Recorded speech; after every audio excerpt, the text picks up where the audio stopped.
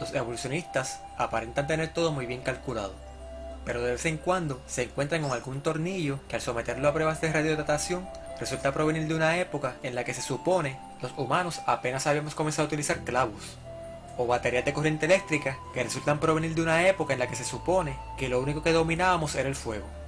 Cuando tales cosas suceden, los evolucionistas se consuelan a sí mismos diciendo, esto tiene que tener una explicación lógica, y lógicamente prefieren ignorar el asunto y dedicar su atención a lo que pueda sostener sus teorías y no a lo que las contradice.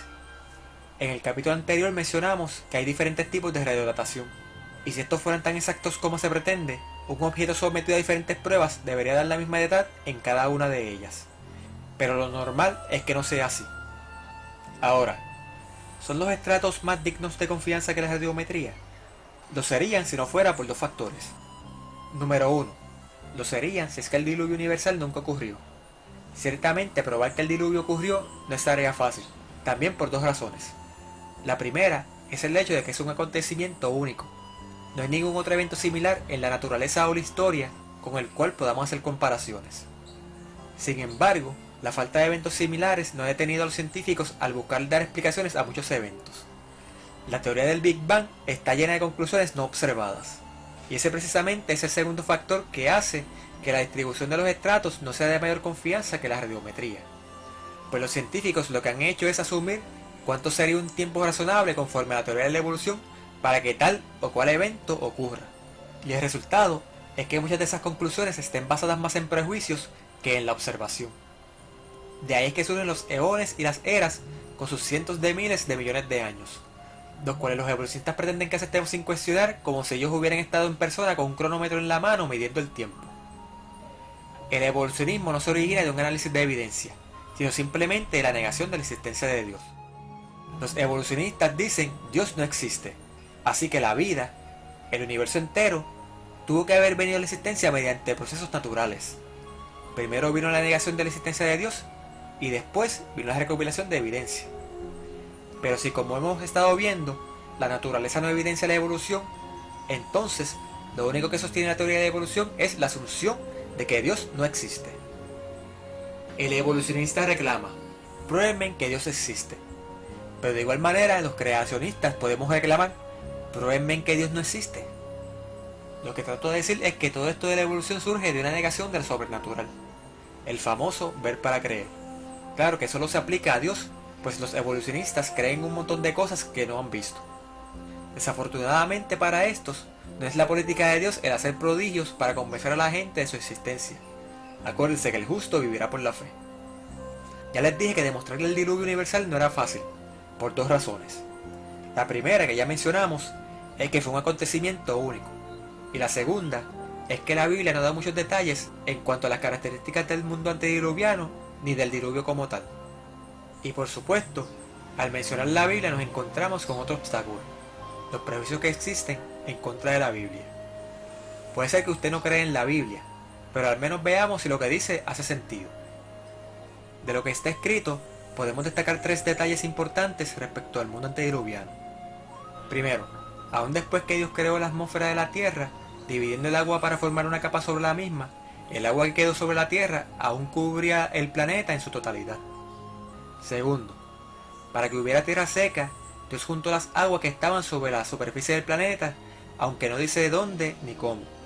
Hay que llegar hasta el verso 11 del capítulo 7 de Génesis para tener más o menos una idea. Y tercero, en el mundo antediluviano no llovía, pero sin embargo había bastante humedad. Veamos ahora en qué consistió el diluvio. El verso 11 del capítulo 7 lo resume muy bien. Agua de abajo y agua de arriba. Hablemos primero del agua de abajo. Cuando Dios creó la tierra seca, probablemente lo hizo tomando de la tierra y roca que se encontraba sumergida, y el agua se desplazó hacia donde antes estuvieron esa arena y roca. Otra posibilidad es que el agua fuera juntada en depósitos subterráneos. Yo diría que fue una combinación de ambas.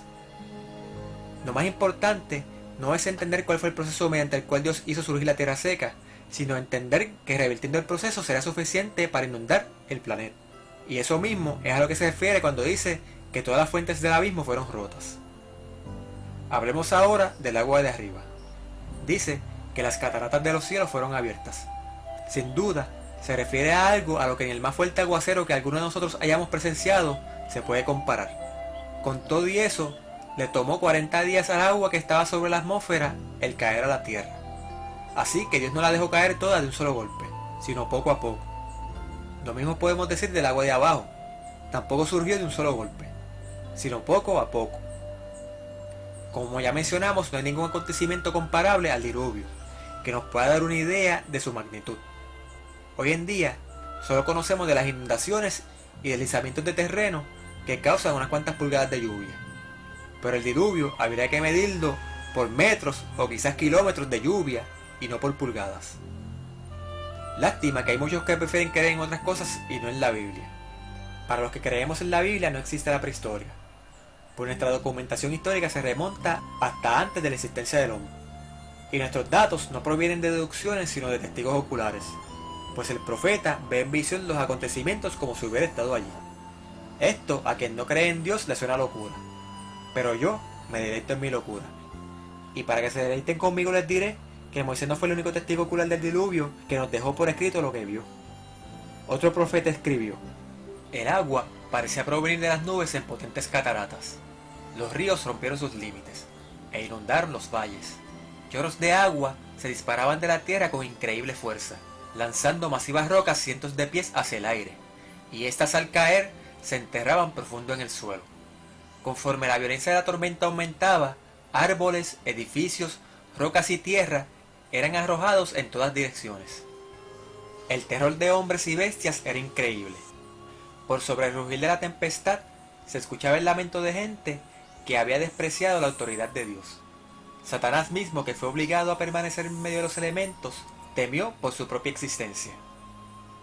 Tomado del capítulo 7 del libro Patriarcas y Profetas, de Ellen G. White.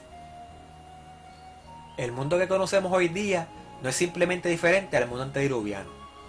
Es, literalmente hablando, otro mundo. Ahora, se preguntará usted, ¿pero es que un acontecimiento de tal magnitud tiene que haber dejado evidencia?